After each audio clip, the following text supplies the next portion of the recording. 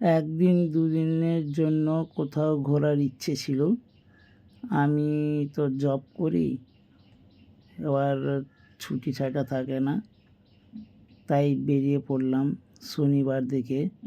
প্রথমে গেলাম বাঁকুড়া শুশুনিয়া পাহাড়, সেখান থেকে ঘুরে আবার রওনা দিলাম ঝাড়খণ্ডে। দেখতেই পাচ্ছেন সবুজ ঘেরা গাছড়া, সাথে সবুজ পাহাড়ে ঘেরা এক অপূর্ব সুন্দর দৃশ্য। এই পাহাড়ের নাম অবশ্য আমার মনে পড়ছে না, কিন্তু আপনাদের অপেক্ষায় রইলাম। কেউ যদি নাম জেনে থাকেন অবশ্যই কমেন্ট বক্সে কমেন্ট করে জানাবেন, কি কোথা থেকে বলছেন অবশ্যই বলবেন।